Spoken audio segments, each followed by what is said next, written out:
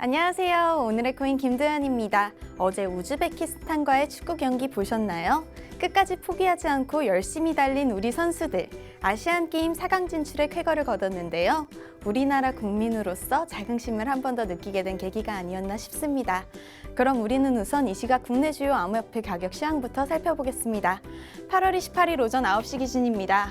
어제까지 떨어졌던 시장 상황에 비해 조금씩 회복되는 모습입니다. 비트코인이 1.96% 오르면서 769만 원에 거래되고 있고요.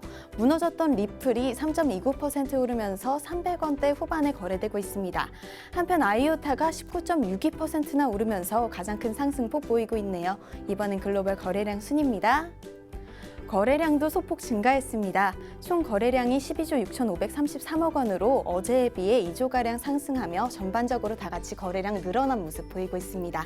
다음은 암호화폐 시황을 분석해줄 송범선 애널리스트 나와주셨습니다. 안녕하세요.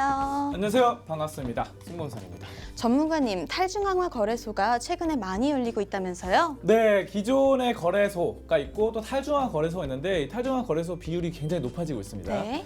먼저 이 탈중앙화 거래소 말씀드리자면은 기존의 이제 거래소 같은 경우는 온라인상에서 거래를 많이 하잖아요. 네. 그런데 탈중앙화 거래소는 개인 간의 지갑으로 거래를 많이 하게 된다. 근데 이런 개인 간의 지갑은 거래는 장외 거래로도 있었죠. 네. 근데 이런 것들을 거래소에서 좀 중개를 해준다는 거예요. 아, 네. 네, 그래서 장점과 단점이 있습니다. 장점은 일단은 뭐 안정성이죠. 네. 온라인상의 서버로 거래가 되면은 굉장히 그 해킹 위험이 굉장히 많았어요. 네. 그래서 올해 해킹 엄청나게 터졌죠. 네. 그래서 파산하기도 하고 막 이랬는데 일부 거래소가 이런 위험은 좀 떨어진다. 네. 이런 위험 안정적이다 이렇게 말씀드릴 수 있겠고 단점 같은 경우는 굉장히 느리다는 거예요. 네. 그러니까 이게 어떻게 보면 이제 온라인에서 거래하면 굉장히 빠르죠, 우리가. 그렇죠. 바로바로 거래할 수 있는데 네. 근데 우리가 뭐 중고나라 이런 거 보시면은 1대1로 만나서 하면 굉장히 느리잖아요. 네. 직접 만나서 이런 거랑 비슷한 거예요. 그래서 1대1 이런 것들 뭐 어쨌든 연결을 해주지만 거래소가 그래도 느릴 수밖에 없는 태생적인 한계를 갖고 있는 상황이고요. 네. 또 다른 단점으로는 이제 좀 느리다 보니까 다른 거래소와의 이 가격 차이가 벌어져요. 네. 이 갭 차이가 벌어집니다. 네. 결국 매수자와 매도자가 원활하게 거래가 안 되다 보니까 거래가 느려지면은 확실히 갭 차이가 벌어질 수밖에 없거든요. 그렇죠. 자, 그럼 가격이 벌어지면서 그 사이를 투기 세력이 들어와서 뭐 펌핑을 한다거나 뭐 네. 여러 가지 작전을 쓸 수 있어요. 네. 자, 이런 것들이 단점으로 지적받고 있습니다. 그럼 탈중앙화 거래소는 구체적으로 어떤 곳이 진행 중인가요? 지금 생각보다 굉장히 많습니다. 네. 일단 홍콩에서 코인콜라 이것이 이제 대표적으로 좀 처음에 자리를 잡았다 보시면 되겠고 네. 한국에서도 지금 활발하게 되고 있어요. 한국에서의 두나무 굉장히 유명하죠. 거래소 책에서도. 네. 두나무가 투자했던 올비트 그리고 콜오버 등등이 이제 콜오버 같은 경우는 8월 말에 오픈하고요. 이 두나무가 했던 올비트 같은 경우는 7월 중에 오픈을 했습니다. 네. 근데 뭐 아직까지 기존의 거래소들 3대 4대 거래소만큼 유명한 건 아니에요. 네. 자, 근데 중요한 것은 이 중요한 것은 판이 바뀔 수 있다는 거죠. 네. 그러니까 왜냐하면 지금 가장 시장에서 이 코인 시장에서 좀 주목할 만한 것이 안정성이 지금 해킹이 계속 당한다는 거죠. 그렇죠. 자, 그래서 이런 것들 해킹이 안정한다는 것. 그래서 지금 거래량이 사실 작년에 비해서 많이 떨어진 상태입니다.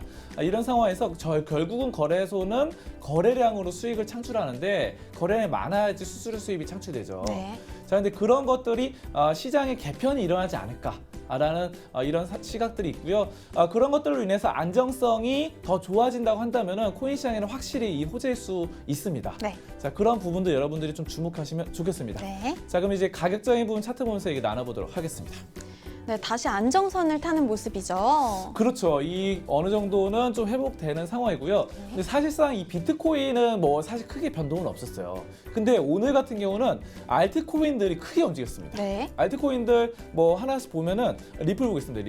리플 같은 경우 이렇게 엄청나게 올랐죠. 네. 리플 같은 경우는 어제 뭐 제가 말씀드렸던 여러 가지 호재들, 은행권에서 주목하고 있다. 뭐 속도도 2분 만에 이루어진다. 여러 가지 뭐 여러 베트남의 다른 나라들과 계약을 맺는다. 이런 부분들 상당히 좀 호재가 되고 있고 이 밖에도 오늘은 알트코인들이 큰 시세를 줬는데 아이오타 많이 올랐죠. 네. 자, 그리고 퀀텀이나 등등 알트코인 좀 중소형 알트코인들 굉장히 많이 올랐습니다. 네. 이거 완전 중소형은 아니지만 중간 정도에 되는 그렇죠. 코인들이 많이 올랐다 이렇게 보시면 되고 상대적으로 비트코인은 좀 주춤했다 이런 시장의 흐름을 보실 수 있습니다. 네.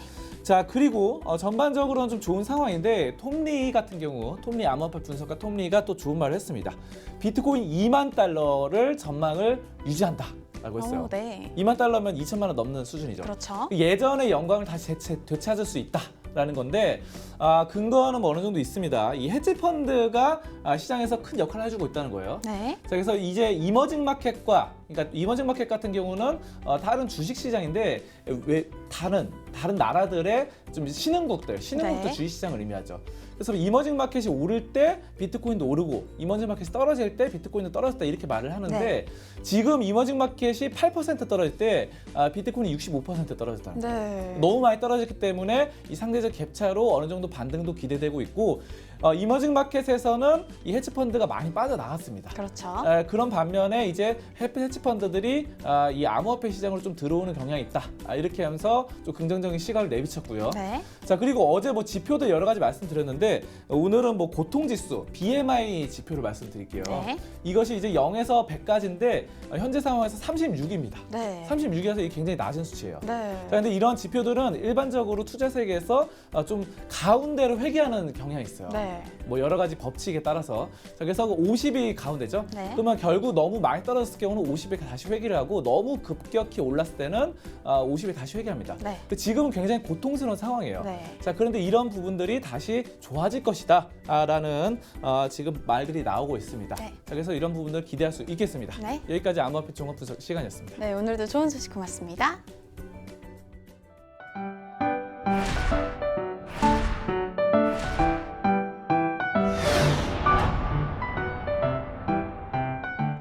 오늘의 코인 날씨입니다. 오늘은 흐린 소식 하나와 맑은 소식 하나가 준비되어 있습니다. 흐린 소식부터 보시죠. 중국이 인민은행 홈페이지를 통해 암호화폐와 블록체인 명목의 불법 펀드 조성에 대한 강경한 입장을 밝혔습니다. 암호화폐나 디지털 자산을 발행하는 것은 불법이고 사기이며 다단계나 다름없다고 밝혔는데요. 중국 인민은행은 지난 7월에도 중국 내 ICO 활동에 대해 강경 대응하겠다고 강조했었죠.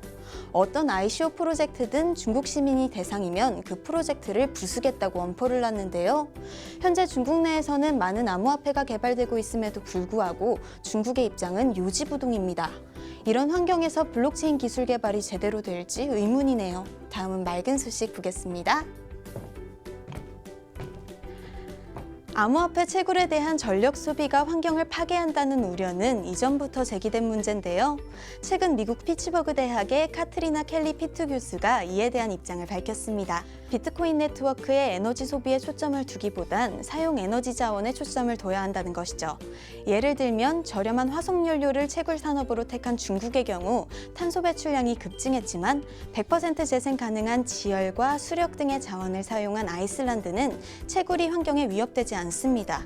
또 작년 채굴 소비 전력이 25에서 30테라와트 정도로 추정되는데 은행은 약 100테라와트를 소비했으니 암호화폐 채굴이 환경을 위협한다고 단정하긴 조금 어려워 보이네요.